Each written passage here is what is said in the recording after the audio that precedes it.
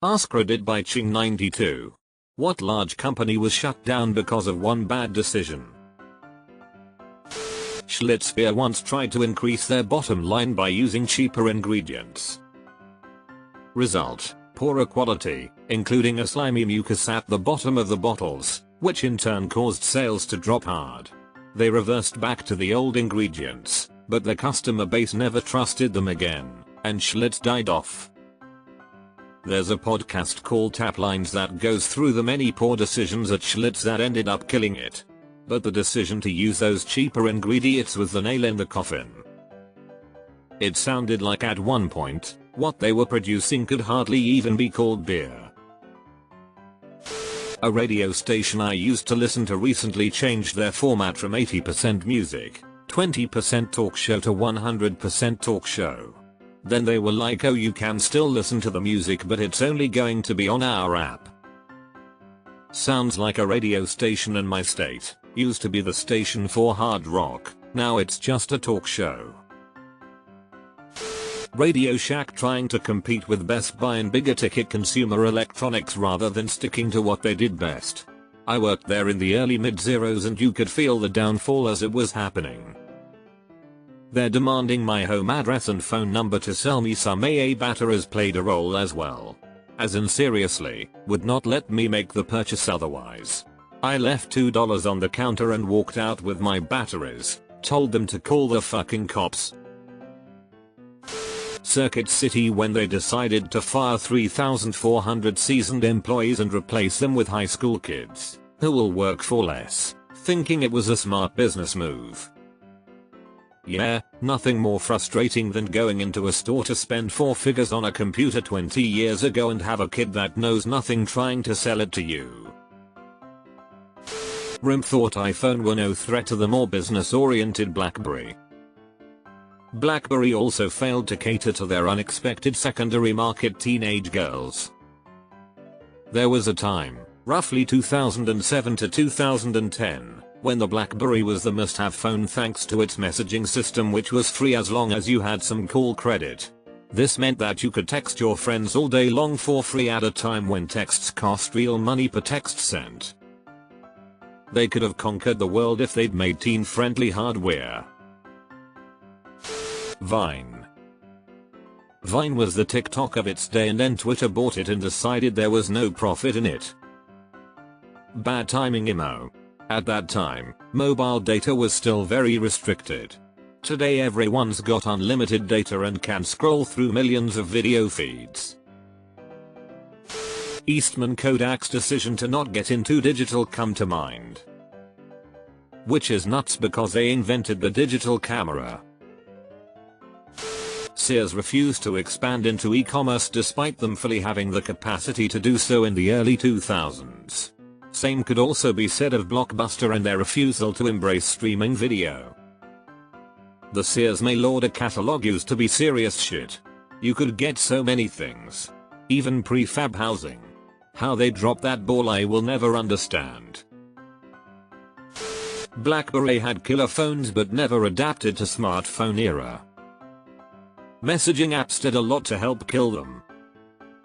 The killer feature in the consumer space was BlackBerry Messenger, an instant messaging service that used data and operated on any BlackBerry.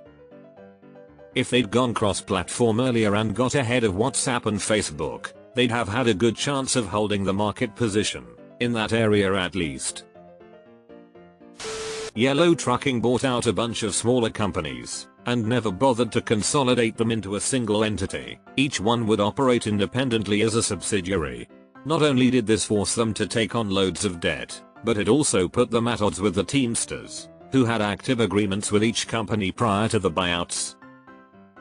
They never recovered from this move, and relied heavily on the Teamsters to negotiate pay benefit cuts for its members for the next decade and a half. When the union rejected the latest concession proposal earlier this year, the company shut down and blamed the union for its own incompetence. That was a long, painful decline. I worked for a regional carrier for a number of years and leadership was constantly telling us to be ready for a huge boom in business because it was going under any day. Took quite a bit longer than they thought, but it seemed kind of inevitable. the Ratner's jewelry shop chain in the UK, because its chair Gerald Ratner chose to speak off the cuff at a major business speech in 1991. We also do cut glass sherry decanters complete with 6 glasses on a silver plated tray that your butler can serve you drinks on, all for £4.95. People say, how can you sell this for such a low price? I say, because it's total crap. The company's valuation collapsed, Ratner was forced out and the high street shops all closed. That actually wasn't off the cuff. He planned that line in his speech. It was followed up by "but we've sold 250,000 of them." He was taking a shot at snooty high-end jewelry shops. And he'd successfully done so in previous speeches. But this time, journalists were there, and they put those words in front of his customer base, and the customers didn't appreciate it. Not shut down, but Tumblr taking porn off their site wasn't a sound business move. It also happened super quickly. They experienced a drop in traffic of around 30% within days and never really got it back. The value went from $1 billion when Yahoo bought it in 2013 to just $3 million in 2019. Blitz USA Incorporated, they made gas cans, car amps, that sort of thing. They refused to add a simple screen to their gas cans that would prevent flashover, even after multiple lawsuits. Even after not being able to use their own fuel containers on their own production floors due to OSHA regs. Now they don't exist. It's almost a case of corporate suicide. The very first website cited to me when I searched Blitz USA was a page from the law group Party to the Lawsuits. It reads, and X200B. Here are the facts. More than 75 people were horribly burned by Blitz gas cans and many burned to death, all because the company failed to install a simple flame arrestor that would have cost less than $1.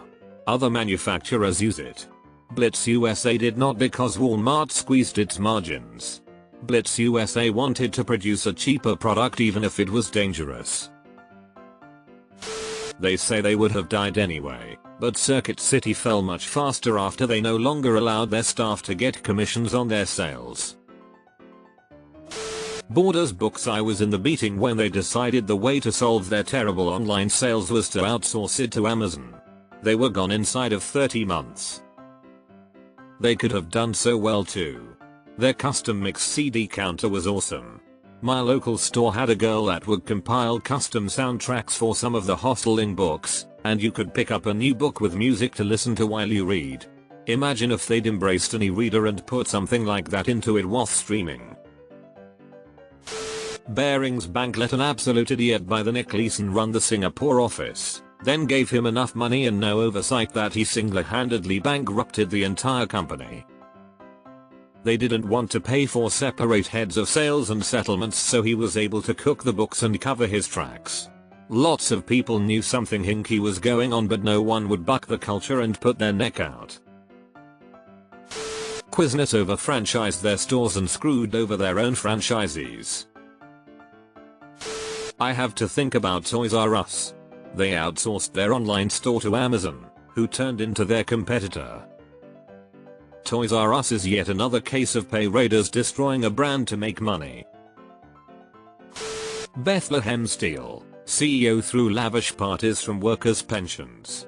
That was the beginning of the end for a once great company. My grandfather was one of many hard-working steel workers that lost his pension due to a bad CEO and a board that didn't care. Seeing the cement HQ being taken down in one glorious implosion was a true sight after it stood like the Tower of Sauron in the middle of a forest for decades. They basically killed the father of a former co-worker of mine. He saw on the news that they'd decided to renege on their promises to retirees. He'd just lost his pension, which was his only income, and healthcare. The shock triggered a massive stroke, and he died a couple days later. I've also wondered what happened to a former neighbor I had in the 80s. He was a pipefitter for Beth Steel outside Baltimore. And he was about the age where he'd have retired at the worst possible time. Super nice guy. I hope things worked out for him. The venerable Encyclopedia Britannica had ample warning that the world was going digital. But they didn't want to cannibalize sales of the print encyclopedia, so when they finally and reluctantly offered the encyclopedia on CDs, they charged $1,500 for it and made the brilliant decision to make it text only. I worked with the guy who made that decision. Everyone hated him. I have often wondered what would have happened if they had instead partnered with a PC manufacturer to create the Encyclopedia Britannica PC. Bundle it with a software version and sell it for a premium based on the name and selling it as an educational aid and not some PC just for games, despite it being a generic Windows PC and able to play games just fine, and over-concerned parents with disposable income would have jumped on it. Dell and Gateway are for fun, but Encyclopedia Britannica is for their future. Best Buy and Circuit City were competitors, somewhat equal. Then Circuit City management decided that they could make more money by laying off the experienced salespeople and replacing them with minimum wage 20-somethings. And now Best Buy has been counters telling them to close up all their brick and mortar stores because the numbers show they make a ton in online sales. Bean counters don't use common sense like people want to hear speakers before buying them, or people feel way more comfortable buying those $300 Bose earphones if they can try them on and also have an actual place to return them if they stop working. Where I live, we went from 2 large Best Buys to 1 small one, so I usually end up buying from Amazon for half the stuff I would have gone to Best Buy to get. Not quite dead, but Maku. https://mikika.com right square bracket open bracket https://mikika.com released a bad firmware for their baby monitor which destroyed the onboard storage. They did the right thing and replaced all monitors out in the market, but then went bankrupt and recently got purchased and brought back to life with nearly every feature that used to be free now behind a paywall. And X200B. I wonder how the QA engineers working on that product feel about missing that bug. Not shut down, but special consideration should be given to Xerox. They are the originators of both the mouse and the GUI interface every PC has been based on for almost 30 years. Both Jobs and Gates stole this technology. There was a TV movie in the 90s called Pirates of Silicon Valley, all about Bill Gates, Steve Jobs, and the rise of PCs in the 80s and 90s. In one scene, Jobs is tearing a strip off Gates for Windows 95. Jobs is accusing Gates of stealing the idea of a GUI interface from the Mac OS. Gates shoots back, "We both stole it from Xerox. You can't be mad just because you stole it first." Arthur Andersen. Largely due to the Enron scandal. Arthur Andersen's collusion with Enron was less a matter of making one big mistake, and more of an ongoing, multi-year, carefully planned and coordinated scheme to defraud customers, investors, taxpayers, and government regulators at every level, and not just financial regulators, but regulators in the energy, public works, utilities, housing and welfare sectors as well.